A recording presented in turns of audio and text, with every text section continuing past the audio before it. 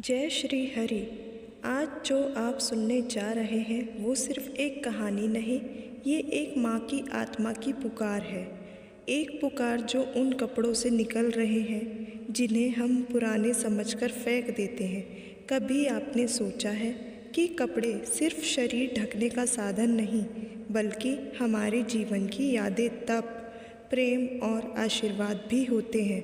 तो आइए एक ऐसी सत्य घटना से प्रेरित कथा सुनते हैं जो आपके दिल को झकझोर देगी।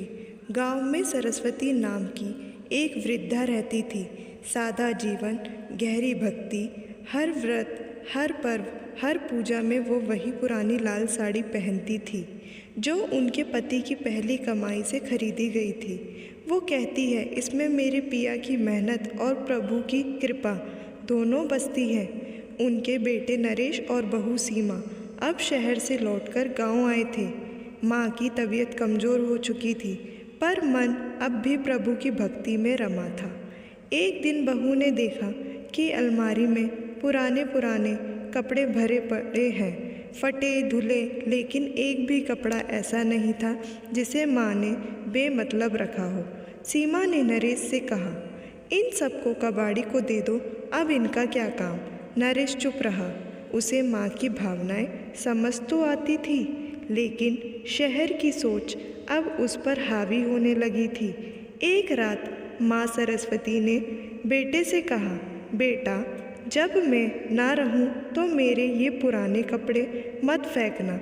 इनमें मेरी आराधना की शक्ति है। इन्हें किसी ज़रूरतमंद को दे देना या तुलसी के नीचे रखना, क्योंकि इनमें मेरी आत्मा की शांति है। नरेश ने माँ की बात सुनकर सिर हिलाकर मान ली, पर अगले ही हफ्ते माँ इस संसार से विदा हो गई। घर में कुछ दिनों तक शोक रहा, पर फिर वही दिनचर्या शुरू हो गई।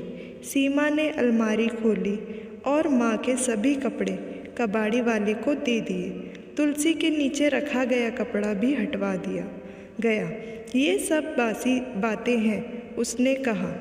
माँ के जाने के बाद जैसे घर की शांति छिन गई। छोटा बेटा आरव रात भर रोता था, डर के मारे चिल्लाता। दादी आई थी, बोल रही थी, मेरे कपड़े कहाँ हैं। सीमा परेशान हो गई। तुलसी जो सालों से हरी भरी थी वो सूखने लगी।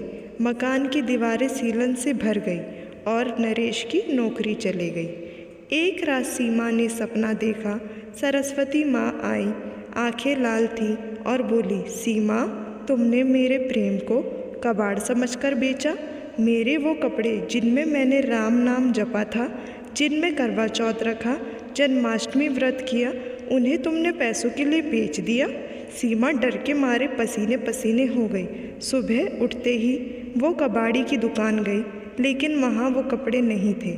वो तो रद्दी में मिलकर किसी फैक्ट्री में जला दिए गए थे। सीमा ने घर लौटकर रो रो कर माँ से क्षमा मांगी। नरेश ने फिर से एक लाल साड़ी मंगवाई, उसे तुलसी के नीचे रखा और हर दिन शाम को वहाँ दीप जलाने लगा। धीरे धीरे घर की स्थिति सुधरने लगी। आरव अब डरता नहीं था। तुलसी फिर से हरी हो गई थी। नरेश को नया काम मिल गया था। सीमा हर व्रत में माँ की याद में व्रत रखती, वही साड़ी पहनती। उसे अब समझ आ गया था, कपड़े सिर्फ धागे नहीं होते, वे रिश्तों की ऊर्जा, विश्वास और संस्कार की पहचान होते हैं। प्रिय दर्शकों, ये कहानी केवल एक माँ की आत्मा की पुकार नहीं, बल्कि हर उस घर की सच्चाई है जहाँ श्रद्धा को आधुनिकता के नाम पर त्यागा जाता है। पुराने कपड़े फेंकने से पहले एक बार सोचिए, क्या उनमें किसी माँ की ममता, किसी बुजुर्ग का आशीर्वाद, किसी व्रत की ऊर्जा तो नहीं। कृपया इस वीडियो को अपने परिवार के साथ साझा करें। कमेंट में लिखें, मैं हर चीज़ में माँ के प्रेम को पहचानती हूँ। और हरि स्मरण चैनल को सब्सक्राइब जरूर करें। धन्यवाद। और हर दिन ऐसी ही भावनात्मक भक्ति से भरी कहानियाँ लेकर आएंगे। जय श्री हरि। हरि बोल।